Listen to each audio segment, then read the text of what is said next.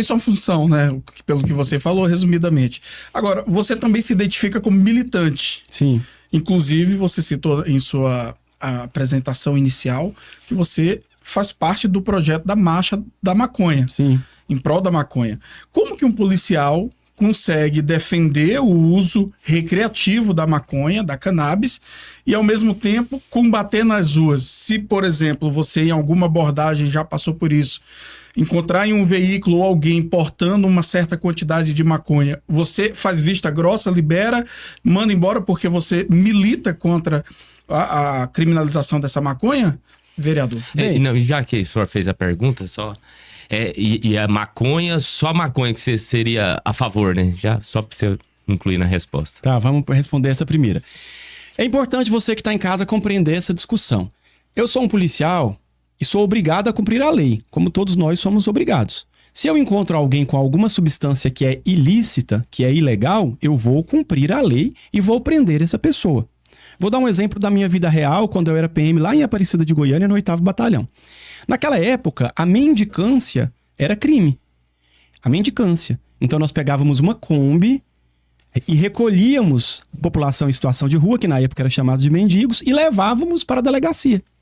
Naquela época, eu já militava e dizia, cara, não tem lógica, essa é uma questão social. Essa não é uma questão policial. Por que eu tenho que fazer isso? Mas eu fazia. Porque eu acredito que todo policial deve cumprir a lei. Entretanto, o policial pode dizer, no seu horário de folga, que ele não concorda com essa lei. Uma série de leis de trânsito, eu sou policial rodoviário federal, uma série de leis de trânsito eu não concordo, mas eu cumpro. Entretanto, eu posso dizer que eu acho que essas leis são injustas, que o valor das multas são altos, que o valor das multas deveriam ser proporcionais ao valor do veículo ou à capacidade contributiva de cada pessoa. Eu posso dizer que eu sou contra aquela lei, mas eu vou cumprir aquela lei. Então, acho que é importante ter maturidade democrática para fazer essa diferença. Vou dar um exemplo mais radical que esse me dói. Naquela época que eu era PM, há 20 e tantos anos atrás, eu fui obrigado a prender e prendi, porque cumpro a lei, uma pessoa adúltera, porque adultério era crime. Eita. Mas eu dizia que adultério não pode ser crime, porque como é que vai ser crime? Isso é uma questão de costumes, é uma questão moral, uma questão familiar. Mas eu cumpri. Vereador, só para ficar claro, adultério é o marido ou a esposa traindo ele ou ela. Exatamente. Adultério para você que está em casa, você que traiu o seu marido, você que traiu a sua esposa. Se fosse há 30 anos atrás... Deu vontade de citar uns nomes, perdão. Desculpa. Você, o padre lá da... tem uma história. Não, você que traiu sua esposa há 30 anos atrás, você poderia ser preso. Adultério era crime. Deus do céu. Olha a quantidade de presídios que a gente ia ter que criar. Mas era crime, então o policial era obrigado a prender. Era só passar uma cerca ao redor do Garavelo que resolvia metade.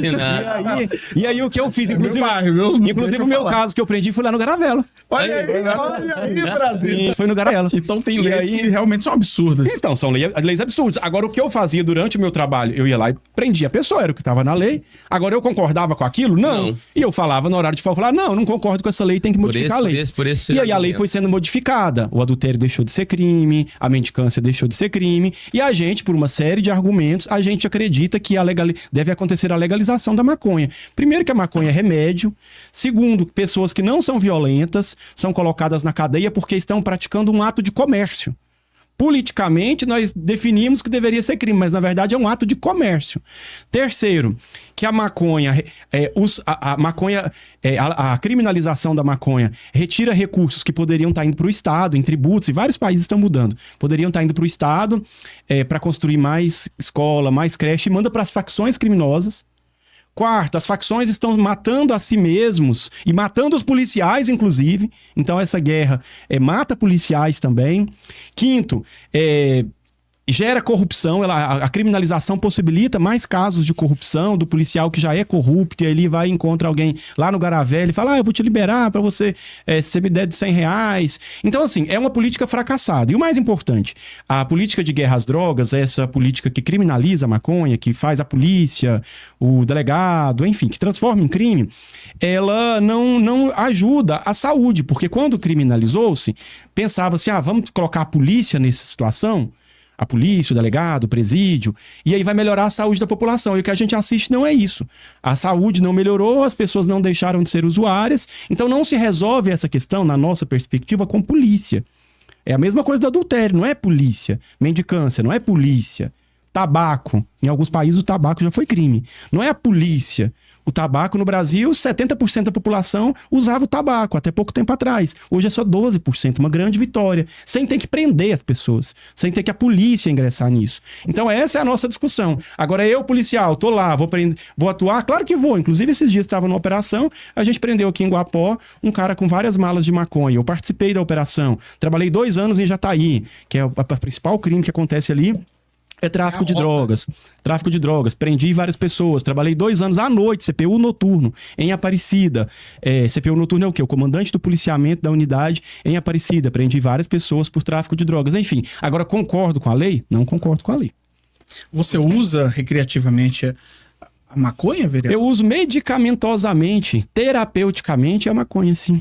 Não, mas a maconha não Inclusive, fumaça mesmo ou naquelas gotinhas? Como é que chama? CBD, CDB, alguma coisa assim. Porque tá tendo uns variantes aí da maconha que são, entre aspas, medicamentos, mas ainda não tem aprovação nacional por parte da Anvisa. São esses medicamentos que você usa ou a cannabis mesmo no intuito ali de tragar e ela servir como medicinal para você? Na nossa perspectiva, toda a utilização da maconha é uma utilização terapêutica. A gente percebe que houve um movimento muito desejoso de dinheiro, ligado ao lucro e não à terapia, que tenta separar o nome maconha e criar um outro nome cannabis, como se fosse um segundo produto. Concordo, não é. Você que está em casa, não é um segundo produto. É o mesmo produto. Maconha e cannabis. Verdinho, bonitinho. Houve um outro movimento que tentou extrair da maconha um elemento que se chama CBD, com o interesse da farmácia, com o interesse das grandes indústrias farmacêuticas internacionais, e retirar o CBD e quer dizer que ele é terapêutico.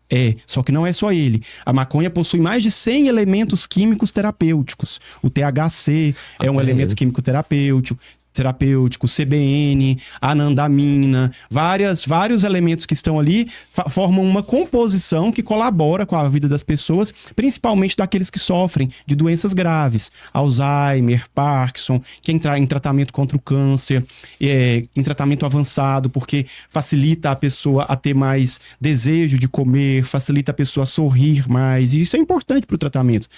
Facilita a pessoa a dormir melhor.